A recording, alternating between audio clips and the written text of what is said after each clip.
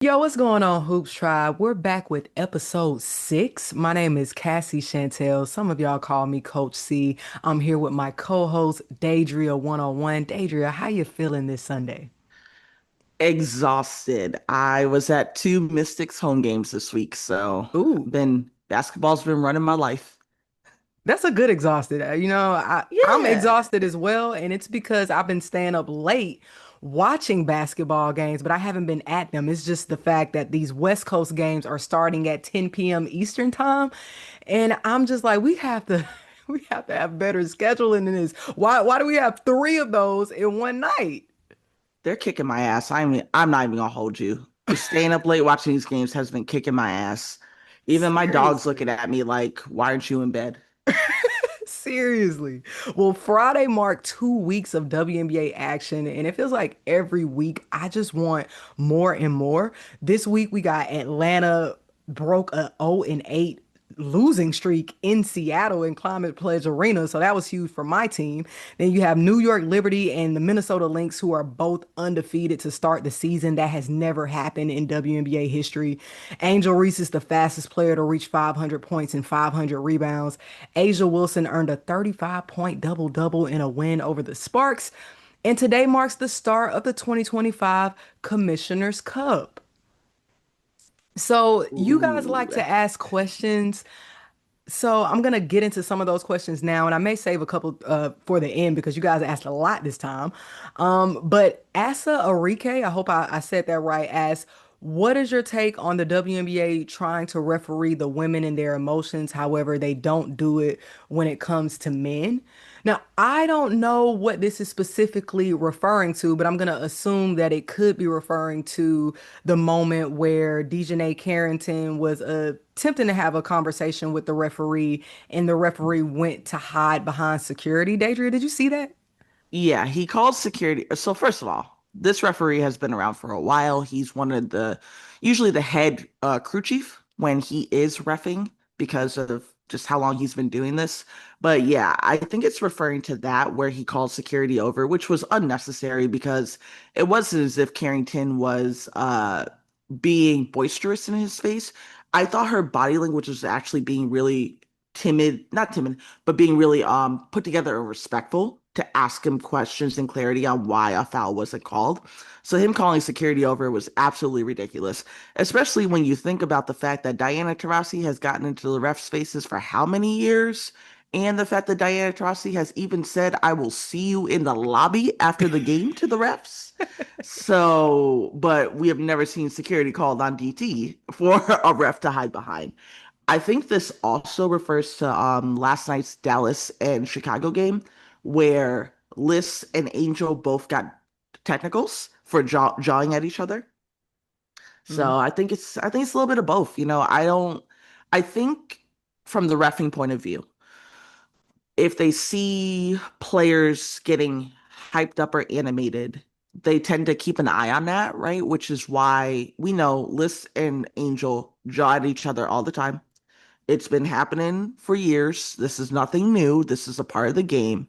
But I do think at a point they kind of have to consider it as, hey, trash talk is trash talk. It's not going to escalate to anything else. Um, but yeah, I don't know. That's kind of my take on it. Just let them trash talk. The men do it. I've seen two men get into the face of a female ref and tower over them, and nothing has happened. Talking about you, Joel Embiid, you did that. So, like, if the female refs aren't getting upset about it, I think the male refs should calm down a little bit.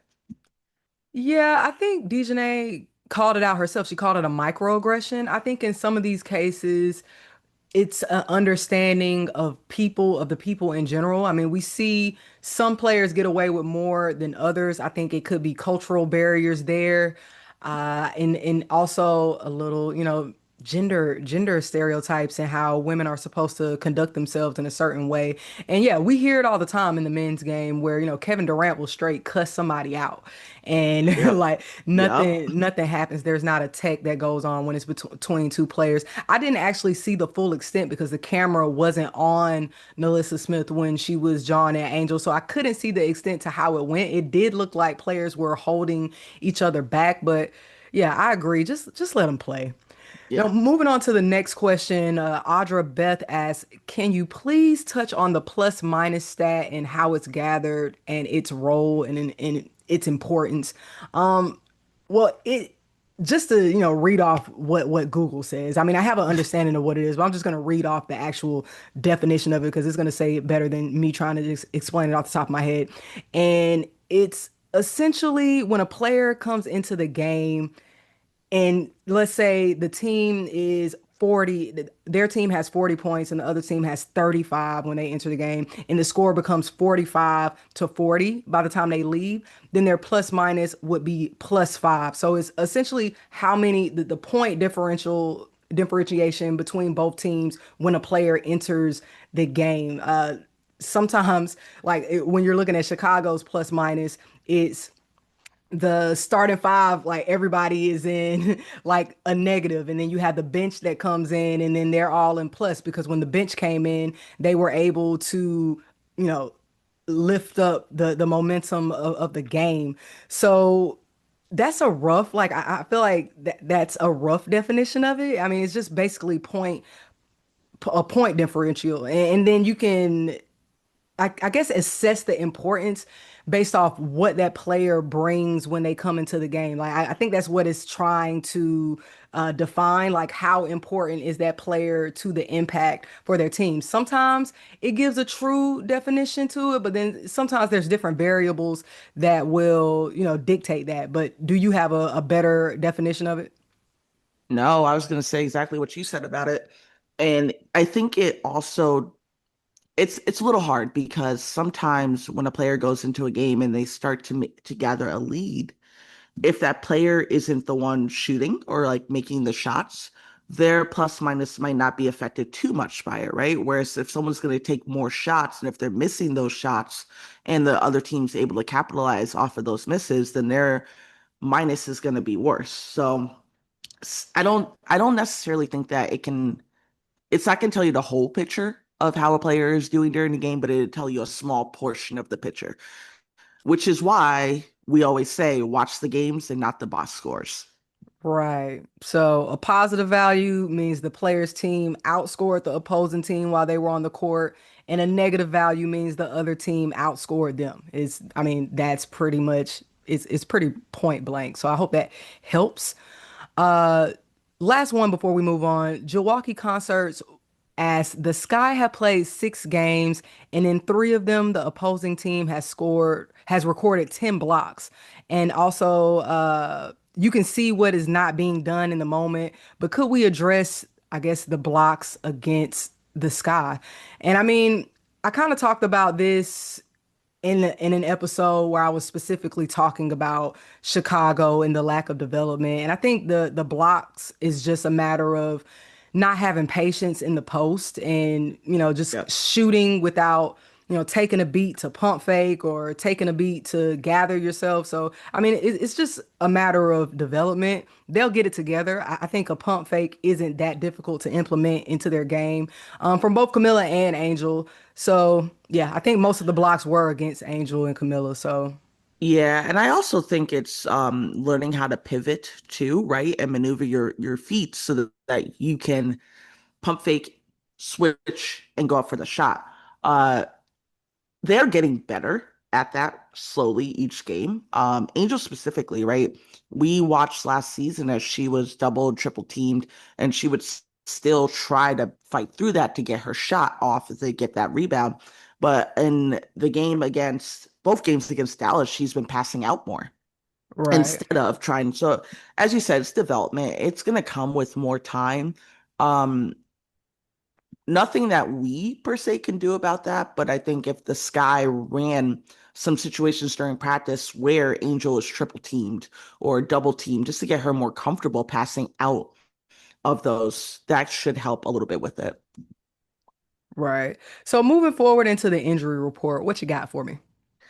All right. So, same faces that we've had before. We have Ray Burrell, who is still out for that 6 to 8 weeks with her knee. We have Kalia Copper, who is still out for 4 to 6 weeks with her knee. Alana Smith, her quad still day to day. We have Natasha Mack and her back. Didn't mean to rhyme that, but she's out for 2 to 3 weeks. Paige Beckers and Rakia Jackson are still on the concussion protocol. Nafisa is day to day and questionable with her knee. And then we have Alyssa Thomas, who's also questionable with her calf. And I know someone had asked about Cameron Brink. Right now, the only thing we know about Cameron Brink, which was revealed to us at the beginning of the season, is her expected return date is supposed to be sometime this month. It's either going to be right before All Star or right after the All Star break. So I'm really excited to see her back out there. Yeah, absolutely. We know that those ACL recoveries can take some time, and we're like right at the year mark because she tore it right in June of last year. So, yeah, we should be seeing her very soon. Yeah. And Alicia Clark, how can I forget about her? She's also been out dealing with some leg issues. And we just got a few more injuries during the Fever game. Sydney Colson's out with a lower leg injury, and Sophie Cunningham is also out with a lower leg injury. So, and Caitlin Clark with her lower leg injury. So these lower leg injuries have been plaguing the league since training camp. Like this is wild. Right. Hate to see it. Well, moving forward into what I felt like was one of our most exciting matchups. Well, I don't know, there were so many, but Las Vegas versus Seattle. So in that game against Seattle, I felt like Vegas struggled defensively. Like last season, they struggled defensively. Now they have new pieces and it's like starting all over again. I saw them working in zone defenses and it just takes time to become cohesive. So I'm hoping to see that get better, like as the season progresses, because you look at the better defensive teams in the league, like New York and Minnesota, they have most of their core back. So at this point, they're just fine tuning, but I feel like the Aces kind of had to restart. I love that Asia Wilson is becoming a better passer. She draws a lot of attention, so her leveling up her passing is just going to make her that much better. Right now, she's leading the Aces in assists with 4.4. She has some amazing shooters around her in Jackie Young and Jewel Lloyd, but I also feel like the guards need to be working the ball better. Chelsea Gray averaging less than 4 assists to me is kind of crazy. Like she hasn't averaged less than 4 assists since 2016, and that was her second year in the league. But what are you seeing from the Aces at this point? Yeah, it's the same issue with the defense, right? They keep leaving the paint open. They keep leaving the lane open. They're getting killed with layups. They're getting killed with cuts. As more specifically the backdoor cuts that a lot of teams are playing on them. And even the game against the Sparks, well, we're gonna go into that next, but I noticed that they failed to defend the perimeter quite a bit too. I don't know if it's that they thought, oh, the shooter's not gonna make it, but it's like there's lapses on defense and on effort within the defense. But I think the more that they practice, the more that they'll definitely be able to get that together because we know Becky. If you're not doing what you're supposed to do, Becky's probably going to bench half the team at this point. So And Dana Evans has been showing up for them off of the bench. And I I know. have to bring that up because I'm one that definitely criticized her, especially last season with Chicago. And it just proves that sometimes athletes need an environment change to really thrive. We don't know what went on for her, but it looks like she has this fresh start and she's making the most of it. She just wants the ball. So I really appreciate her contributing in Vegas. I also like what I've seen from Elizabeth Kitley. Like in that game against Seattle, she got in the second half. She had 11 points. She was 5 for 8, 5 rebounds, 2 blocks, 2 steals in just 16 minutes. And that performance earned her like an early showing in that Sparks match. So Becky has to see that she can trust you. And I think Kitley has earned Becky Hammond's trust with her performance in that Seattle game. And it just opens up so much for the Aces because we've talked about how Kia Stokes doesn't produce offensively. Kitley is still a little slow on defense, and I think that we're gonna definitely get more from Kia in that regard. But if we can just get her to a steady defensive state, and then her being able to contribute like we know she can offensively, that's just gonna bring so much for the Aces. And we also talk about how Asia needs more help in the paint, right? So I think working in Kitley, I would love to see a rotation with both Kitley and Asia on the floor.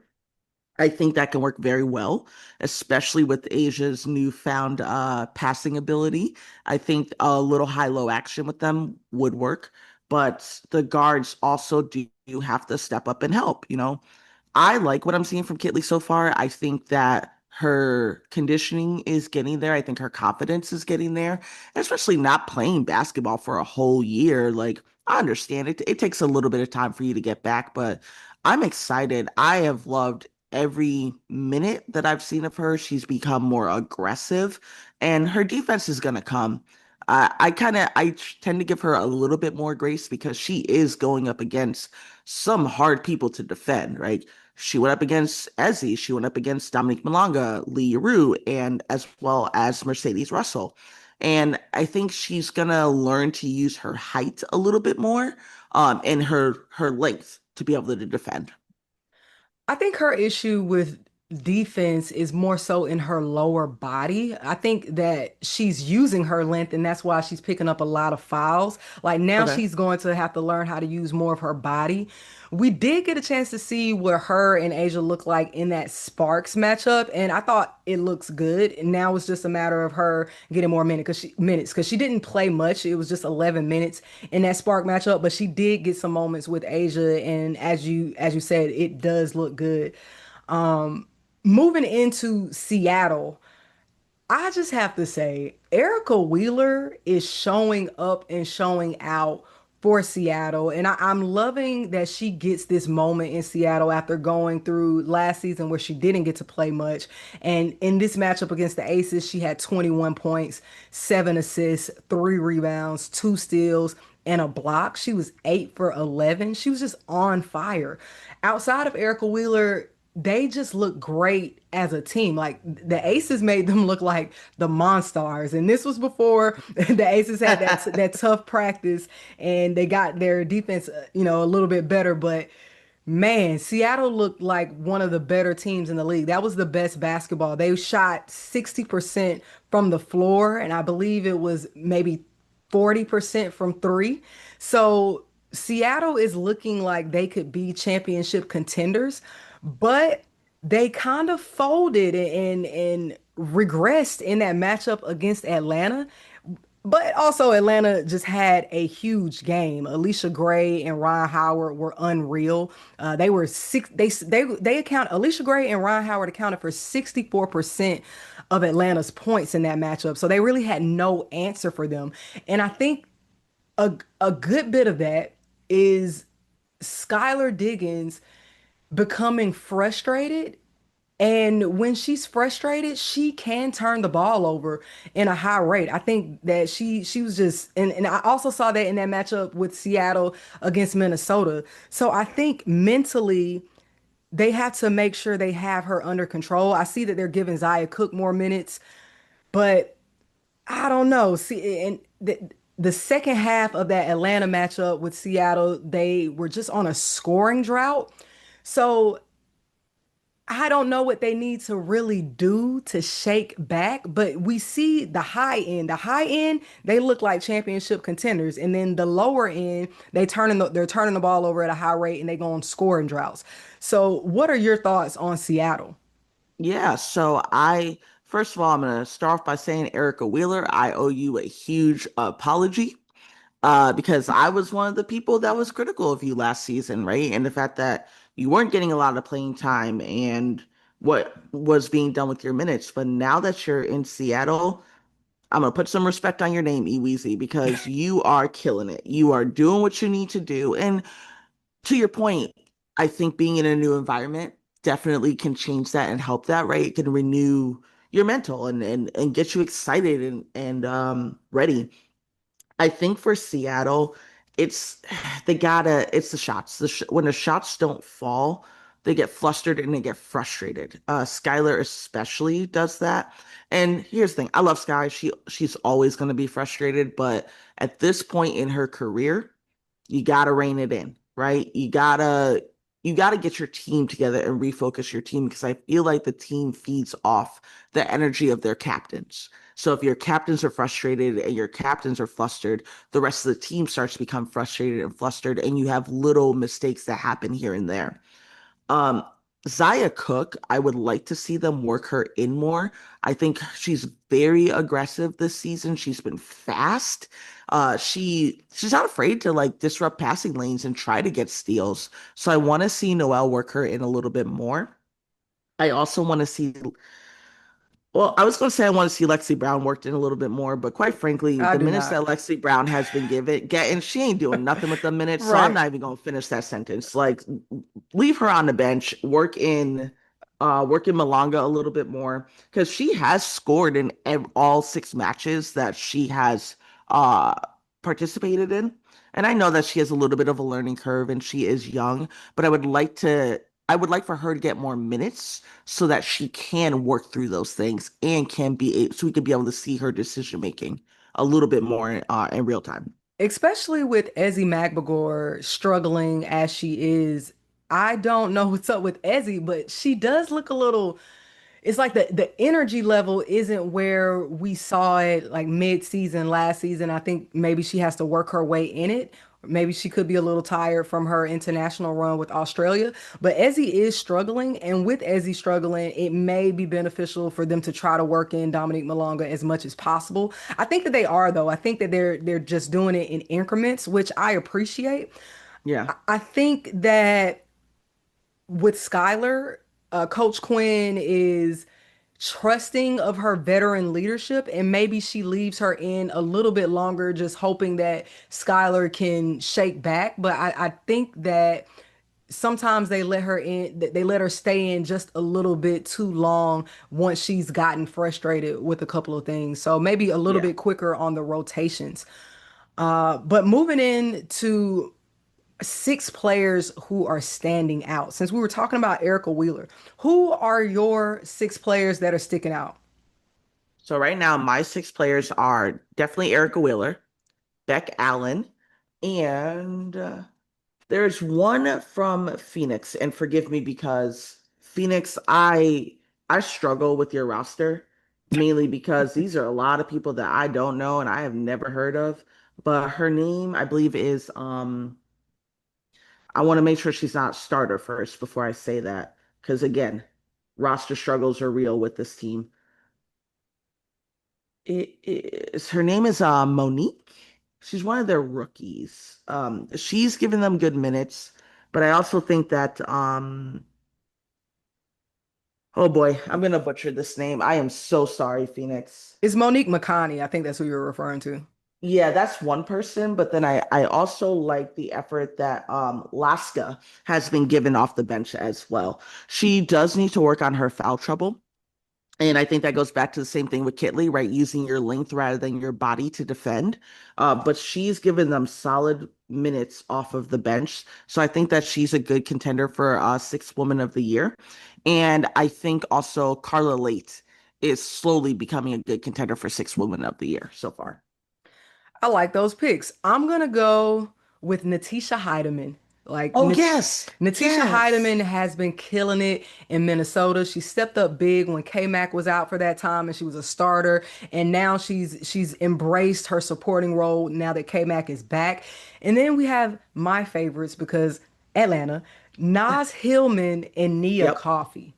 I think that we have 2 of the best 6 players in the league. I think that Nia Coffey has the best help side defense in the league. I'm just claiming it. I think Nas Hillman is just showing her versatility this season under Carl Smesko. She's shooting threes now. She's always been a standout rebounder. She always been an aggressive defender. So now it's just everything in Atlanta is better than ever. I think that our system works really well for the personnel that we have. And also Erica Wheeler. We talked about Erica Wheeler. And since I'm talking about Atlanta, I have to talk about Carl Smesko. I think he's one of my favorite coaches in the league. I've talked about that last week, but I really love what is coming together. I like how he realized that, okay, we're not getting anything from BG. He sat her the whole second half of that game against Seattle, and they were able to pull it off using Nia Coffey in the starting lineup after the half. And I like when coaches are able to make those adjustments. So I have to keep sending them praises, man. I love being excited about an Atlanta team. And I think that Allisha Gray also needs to be in that MVP conversation. I know that we don't have MVP conversations scheduled out in this outline, but since I'm talking about Allisha Gray, and I've seen major media outlets talk about Kelsey Plum and bringing her up in these MVP conversations. What do you think makes a person an MVP candidate? So I think it's impact of the team, impact of the game, right? Are they, how are they affecting the game? It's not, to me, I think to be an MVP, you have to be affecting the game on both sides of the ball. You can't just be offensively good and your defense isn't good. You have to have a well-rounded game. Meaning, are you giving 110% defensively? Are you giving 110% offensively? So when I look at players that I'm considering now as MVP caliber, just through the first 6 games of this season, I'm looking at an Allisha Gray. I'm looking at a Brittany Sykes. I'm looking at a Nneka Ogwumike. I'm looking at Asia Wilson, and I'm looking at Nafisa Collier. They have had consistent performances throughout the board for several games over and over again. I'll throw Kelsey Plum in there too because she is essentially putting the team on her back. But I look also of how you are setting your teammates up, right? With Asia adding to her assist totals, she's setting plays up for her teammates. And I see that as like being an MVP caliber player. How about you? Honestly, I agree with all of the picks that you made, and I agree with everything that you said. It seems difficult in the W for a guard to win that MVP. So with us talking about Allisha Gray, Brittany Sykes, Kelsey Plum, we're kind of like oddballs because I feel like usually the MVP goes to a forward or a center. So it's going to be interesting with these guards stepping up their play to see how the voting goes at the end of the season because the guards are competing. The guards are playing good. Some of the guards are leading in blocks. So guards are stepping up. I think positionless basketball is making even more of a statement with these conversations. And yeah, I'm just excited to get to it's like I just want to fast forward sometimes. It's like I want to watch all of the games, yes, but I kind of want to fast forward because I want to know who's gonna win this race. Yeah, and especially we know that we get breakout performances post All-Star break. That's typically when it happens. So I'm excited for that. I'm excited to see who's going to come out full steam, who's going to gel faster, which players are going to start to stand out to us. I'm pumped. Speaking of full steam and gelling, we have to talk about Minnesota and New York. These are our two finals teams. They have broken, WNBA records with coming back, being six. They're both 6-0 at this time. Man, it's when you look at New York, I see a team that made probably one of the strongest offseason moves by bringing in Natasha Cloud. Oh Natasha yeah. Cloud was one of the assist leaders in last season. She's picking up right where she left off in a whole new system. She's averaging 6.8 assists a game at this point. We have Brianna Stewart averaging 19 points, one of the WNBA leaders in scoring, and then Jonquel Jones averaging 11.4 rebounds a game. Natasha Cloud is also averaging 1.8 steals, and Jonquel Jones is averaging 1.8 blocks. And when I look at New York, I just see great ball movement and they always make that extra pass. They look very cohesive even though they added in that new piece. And then we have Kennedy Burke. We didn't mention her for a sixth player, but she's also been a real standout in New York and stepping in for Benijah Laney Hamilton, who's been out with that meniscus injury. And then when I look at Minnesota, we have Courtney Williams, who's also an assist leader, 6.7 a game. Nafisa Collier is still in that conversation for Defensive Player of the Year with 2.4 steals. Elena Smith is leading in blocks with two.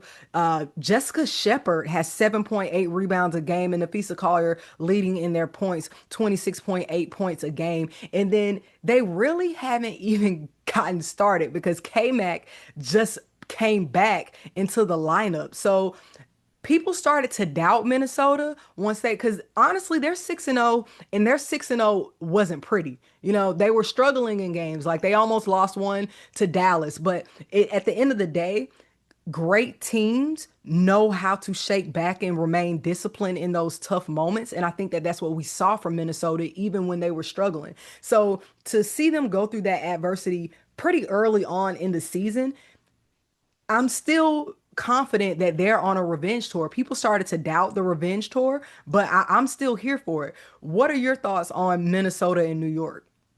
Yeah, I think people fail to realize how much K-Mac actually produces for Minnesota and how much K-Mac affects Minnesota's offense. So Minnesota getting K-Mac back is only going to strengthen them. And even in that game against Dallas and the game against Connecticut, which, Connecticut was leading for a lot of the game, and then they had that third or fourth quarter surge to come back. Minnesota did to win the game. Minnesota has a lot of good threats on the bench that haven't even been seeing that many minutes. So I don't think people are realizing the depth that is there that Minnesota has. Minnesota and New York both have a lot of depth. And I think having that depth on the bench for when your starters are out or when your key players are out that you primarily go to make plays, having those players in helps and it makes a difference. For Minnesota, we got Natisha Heidemann coming in. She provided a good spark off the bench when Courtney Williams couldn't get going in that game against Connecticut. When Courtney Williams had 0 points, Natisha Heidemann came in and stepped up, right? Kennedy Burke, as you mentioned, always comes in and steps up for New York. Beck Gardner steps up both offensively and defensively. And even if she has a night where she may only have 2 or 4 points, defensively, she is making the lives of other players miserable. So I think right now, I'm I want to root for the Aces through and through, and I want to be optimistic, but it's going to be another New York and Minnesota finals. That's what I'm seeing right now. I think that's going Wow. to be the finals matchup. I really do. I think that's going to be the finals matchup. However, even though I think that's going to be the finals matchup right now, with us going into the Commissioner's Cup, I think Atlanta's going to take the cup.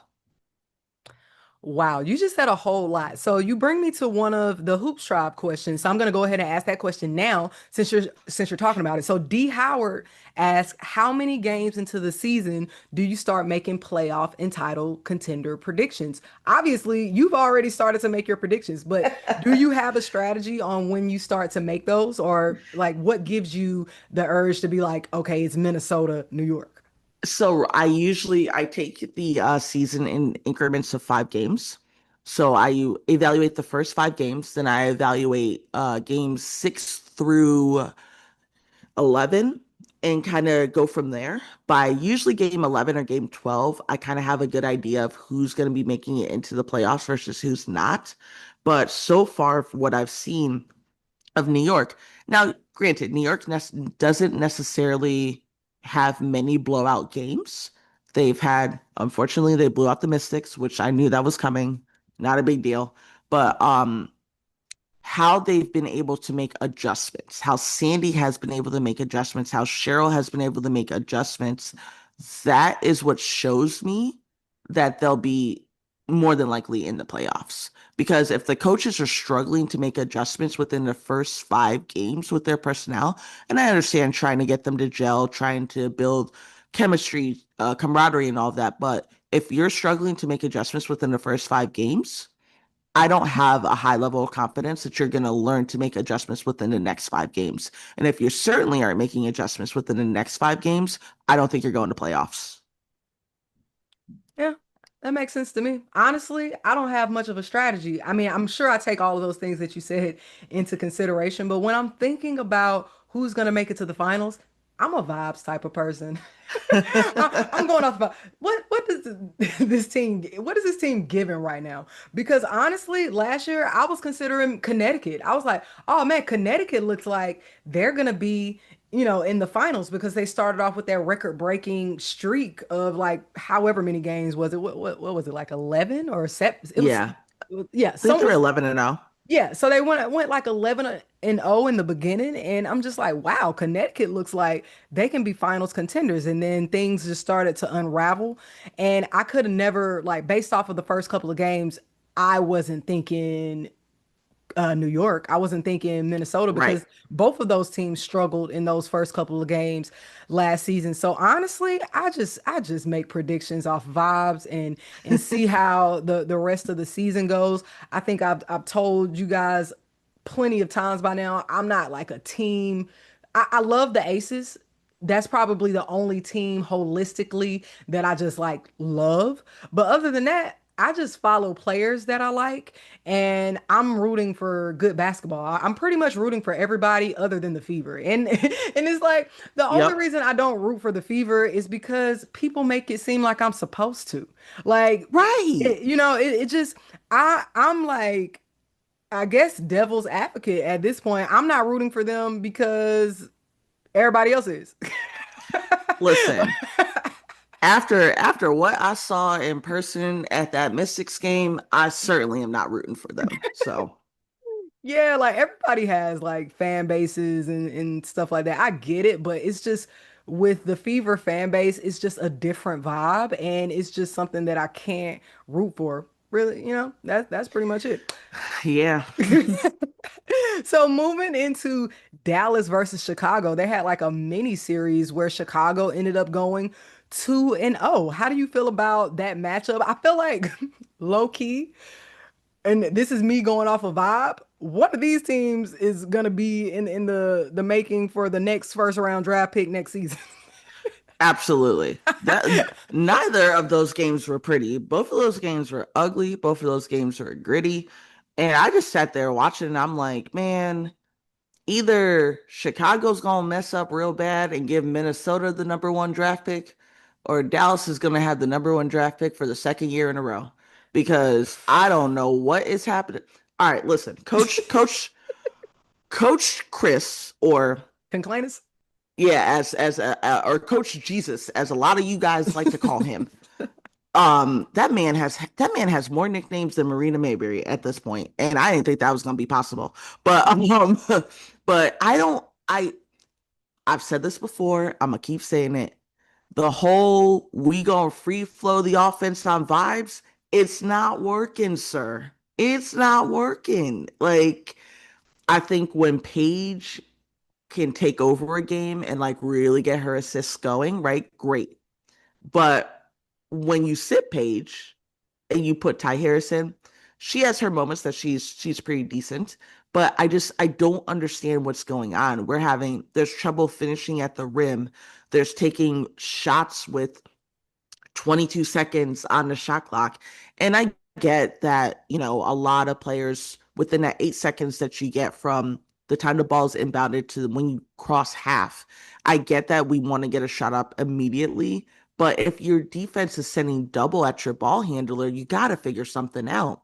And I've seen some adjustments from him, but not enough that I'm super confident that like Dallas is going to get over 9 wins this season.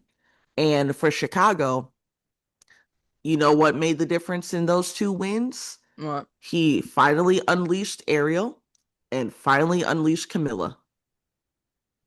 I'm just saying, those are what helped in those 2 wins. You had players that are capable of doing things to positively impact the game, and he let them do it. I mean, the second game against Dallas, Ariel's stat line was 26 points, 5 rebounds, 5 steals. Like, then again, she always does show out and show up when she's home, but still, I think it's just knowing your personnel and using your personnel. I mean, Beck Allen, please, I understand why he's not putting Beck Allen in the starting lineup, but I do think she needs to be in the starting lineup at this point. But I don't know. What do you think?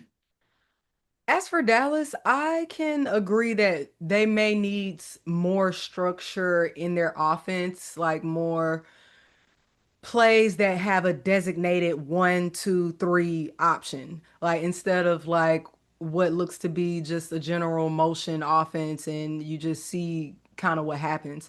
But I also think that he's struggling with his rotations and he may be, just struggling overall with the effort from the team. Not saying that all of the players aren't putting in 100% effort, but they are pretty up and down. Like when it comes to getting, hustling for after boards and when it comes to giving it 100% every single time, I don't see it. I feel like they got out hustled in that first game against Chicago. And then that second game, they were in it for a while, but then, they don't get the same effort every night from Tierra McCowan. I don't know if it's because the minutes aren't stable. Like she never knows how many minutes she's gonna play. She could be upset that she's not in that starting lineup. Um, I think that Nalissa Smith is playing really strong, but she's also not, she doesn't have a lot of height. So when she has to guard someone like Camila Cardoso, like in that first game, it was difficult, for them. I feel like should have started Tierra McCowan and Nalissa Smith still could have stayed in, but he could have started with Tierra McCowan and Nalissa Smith in the post first, and maybe Camila Cardoso wouldn't have gotten going like she did in that first matchup. But then on the second matchup, they did make those adjustments, and then Camila Cardoso is also up and down, so they were able to contain Camila. But the upside to Chicago is that they anticipated that and they're now using Angel Reese in the way that we're used to seeing her being used at the pro level and at her time at LSU. Yeah, We saw her more in the post, and I think that it's great that he has her running that point forward sometimes because I think eventually that is the type of player that she is. I've compared her to Alyssa Thomas in the past, but Alyssa Thomas also works in the post, especially in Connecticut. She's not in the post as much in Phoenix because they run a different offense, but when she was in Connecticut, where she spent most of her time, she was still in the post and she would catch it around the perimeter and she would make plays that way. But essentially, she would be within 15 feet of the basket. And that's where you see most of her points come. So I like the way that they used Angel Reese. And having Angel in the post is going to open things up for everybody else because regardless of how people feel about her, she draws attention in the post. So while absolutely. while she's banging, like I saw a few plays in that second matchup against Dallas where Nalissa Smith was so busy fighting with Angel that she wasn't able to defend help side. And that opened up the lane for Sloot. That opened up the lane for Ariel Atkins. And I love that Ariel Atkins I don't even think it was a matter of them unleashing Ariel Atkins. I think that she always had the green light. She just had to take it. She just had to go.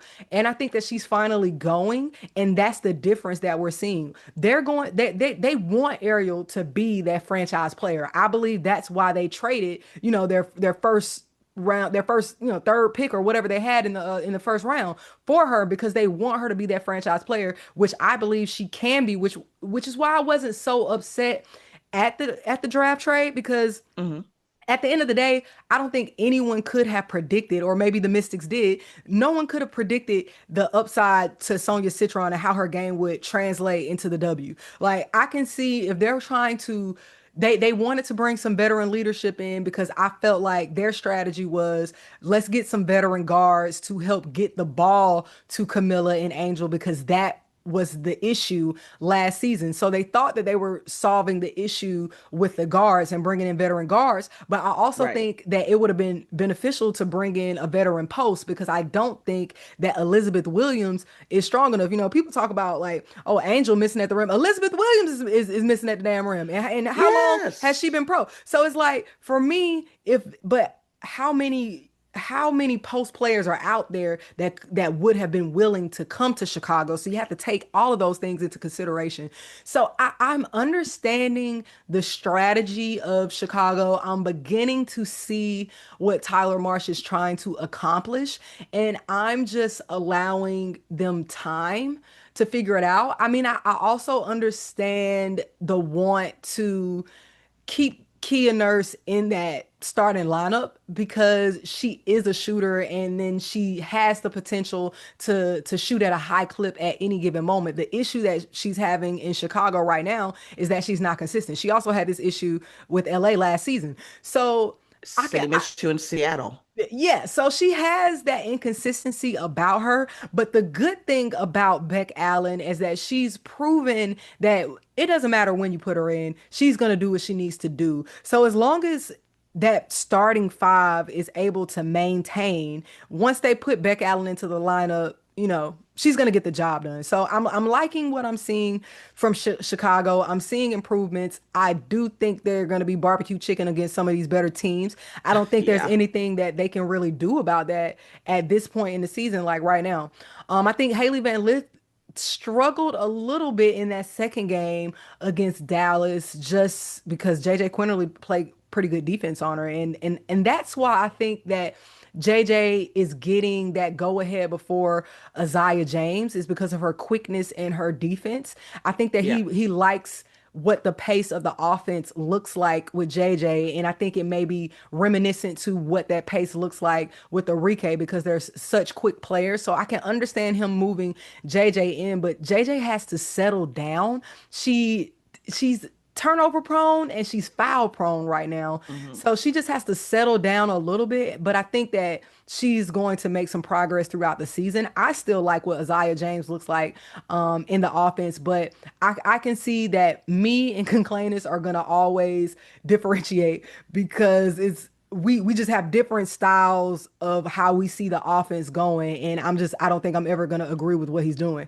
So Yeah. yeah, that's where I'm at with Dallas at this point. But I mean, anytime that Isaiah gets into the game, she's productive. She struggled a little bit in that second game shooting wise. She just had 4 points, but I mean, overall, Dallas and Chicago are gonna be our bottom teams this season, and maybe the Sparks. I think all three of those teams, neither of those teams probably make the playoffs.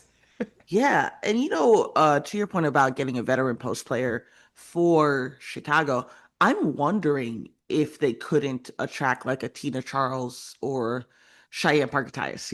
I'm wondering if they were struggling to get them to want to come in and to want to buy in uh the system. But I don't know. It's gonna be interesting. It's definitely gonna be interesting.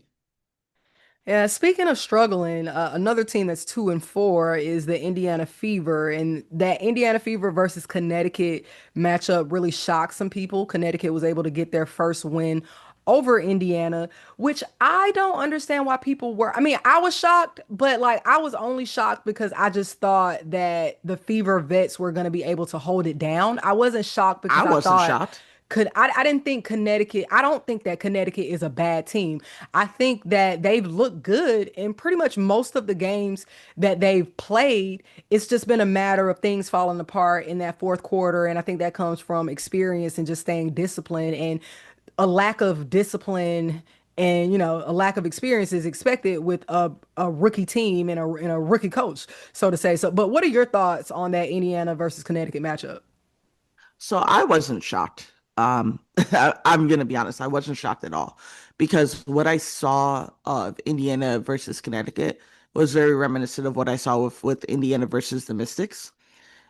Indiana has been doing this thing where they're not being patient with their shots. They're forcing a lot of shots because Steph had mentioned that they have some strategy with once they cross half court, they want to get a shot up within a second of crossing half court. So trying to meet that pace, to set that pace for them, the vets are struggling to get their shots up. If they are double and triple teamed. Sometimes the help side comes over. Sometimes the help side, or not help side, I'm sorry. If they're double and triple teamed, sometimes you have someone cutting to be open, but I've seen a lot of stagnant. them standing still within their offense. I think when they move at a little bit of a slower pace, that's when we see some of the vets really do well, which is why DB has had better games these past two games compared to the first four games of the season. Um, I also think too, because, and I said this in our very first or second episode, because the offense is centered around and run through Caitlin Clark, they have a really tough time when she's out, trying to figure that out, trying to distribute. Because right now they're doing point guard by committee. And both of their backup point guards, or both of the two people that they want to be their backup point guards, just went down in the last game.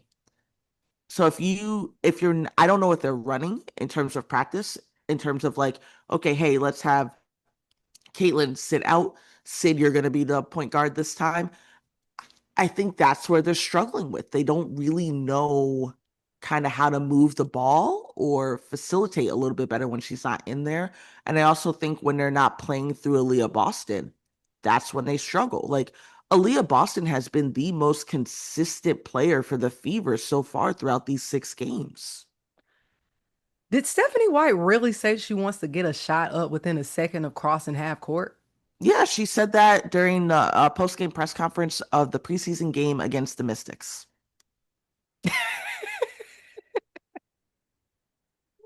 This she Yep. realize like who her personnel is right now? Like, I mean, unless she just means she wants Caitlin Clark to shoot it as soon as she crosses half court, then Right. Because I was like, damn, okay, Stephanie, you want them to get these shots off fast, but y'all ain't got the personality or the time for that. I don't think anybody has the personnel to shoot a shot that fast. I can see the first 10 seconds, but the first sec, like as soon as you cross over half court, you want to shoot. What is the strategy in that?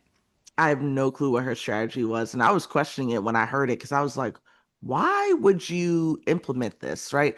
I can understand 8 seconds, right? That's more reasonable. I can understand even maybe like 6 seconds. That's more reasonable. But a second, I was like, did she misspeak?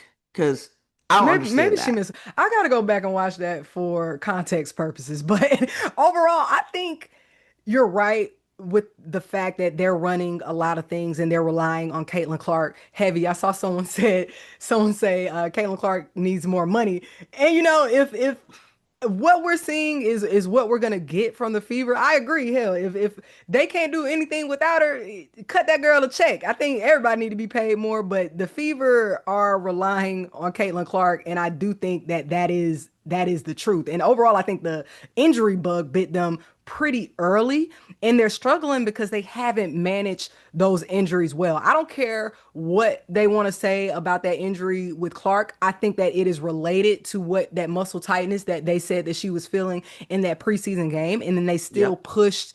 They pushed her to play in Iowa and they've been pushing her to play in the games that she's played in, even though she's been feeling that muscle tightness. And I don't care how many people roll their eyes when I say that. Load management is a thing, and players have to Yes. to sit out when they are hurt. If you're not fully healed, you do not need to be playing.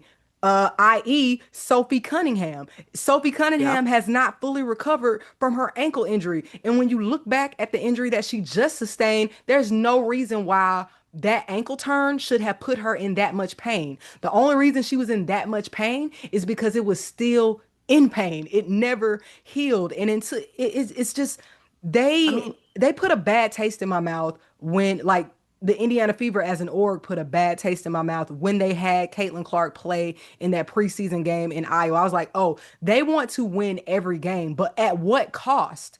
At the end, I don't yes. understand the sense of urgency. They put their own target on their back with making it seem like they were going to win a championship in this season. They are really still in a rebuild. So I don't Yep. know why they are. I mean, I guess everybody want to shoot for the moon and land amongst the stars. I guess that's what everybody say they want to win a championship. But I wish that we would be more realistic about where we are. They are not a championship team at the moment, and that is okay. great. They have Yes. a second year player. They have a what is Aaliyah Boston third year at this point. Yep. You know, Yep. so everybody their core is pretty young. I mean, outside of Kelsey Mitchell, but Right. everybody else is still learning the system. They have a new head coach. So I think it's completely unrealistic for them to have that mindset at this point. And now they're hurting they're hurting themselves with having that mindset because they're not doing what they need to do to keep their players healthy.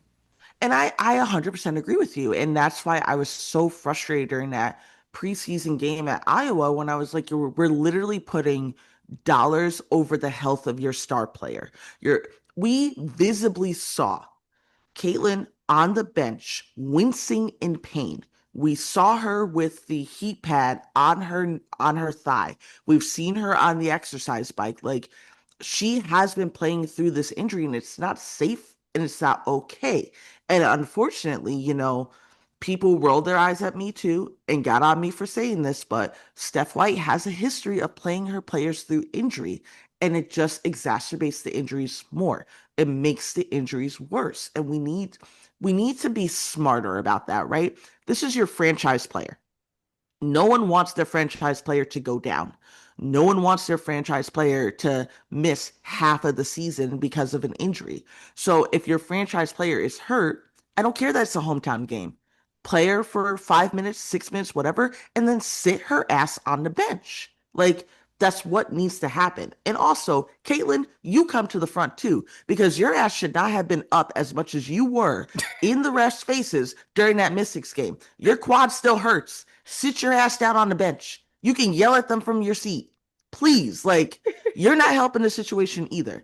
And no, I don't hate her. I'm just simply concerned because, as we know with several players, injuries like this can affect the longevity of your career. If you want her in this league playing for a long period of time, you want to start managing these injuries early. This is her first significant injury in the entirety of her career, from high school, college, up until now. Like, something has to be done to allow her to continue playing, to allow her to continue being okay. And the last thing I'm going to say about Stephanie White before we move on is play Makayla Timpson. I think that Yes. they're also struggling because they're not getting fresh legs out there. And I think that Timpson has the ability to compete. I think that every showing, she's shown us something. She's been productive in some way, whether that's getting boards or just playing, hard-nosed defense. The post area for them needs help. And I think that she's that help that they're needing, but Stephanie White has to trust her. I think that all of the coaches that are giving their rookies a chance are reaping the benefits. And the only Yep. and one of the only coaches that isn't is Steph White. So I think that she needs to change that and she has to play her rookie. Yep. And Lynn Roberts, you come to the front too. Because Sanaya has been warming that pine wood all season so far. You got when Mercedes is struggling, when Emma Cannon is struggling, you got to put Sanaya in and give her a chance. Hmm. Yes, I understand. She is undersized for her position. So what? Right. Angel's undersized. Anissa Morrow is undersized. But Nafisa is there's undersized. exactly, but they're still in there playing. You got to give her a chance because here's the thing. I'm always a proponent of practicing, you're going to get your reps and stuff, but you do need some live game experience. When y'all are being blown out, put the girl in. What she can't make the blowout that much worse. Come on. Right. I also think that these rookies just have a different motor. And sometimes you really just, no ageism here, but sometimes young energy is what you need in the game. Like they don't have a fear yet, they don't have any reservations. So I think it's just a benefit to have them out on the court, at least sometimes. Play them in increments, like Coach Quinn is playing Dominique Malonga in increments. Don't let them lose Exactly. confidence. Don't play them, don't overplay them, but just give them some time so they can start to gain that little bit of confidence. But Exactly. we have some intense matchups coming up today, actually. Since this is the first day of the Commissioner's Cup, I'm very excited about the Aces Storm rematch. We're going to see if the Aces have made any improvement so they can at least, lead this series 1-1. And then we have the Phoenix Mercury against the Sparks. We also have Connecticut against the Liberty, and then Minnesota.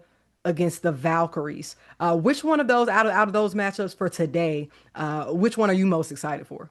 I'm most excited for the Seattle Aces rematch, but I'm also excited for Minnesota versus the Valkyries because I think that's going to be a real test for the Valkyries. Because if they can hold their own against the defending champs, I want to see what they can do against Minnesota. Facts. The Mystics are still one of my favorite teams. They're just, that rookie power, that rookie energy is just different. So Yup.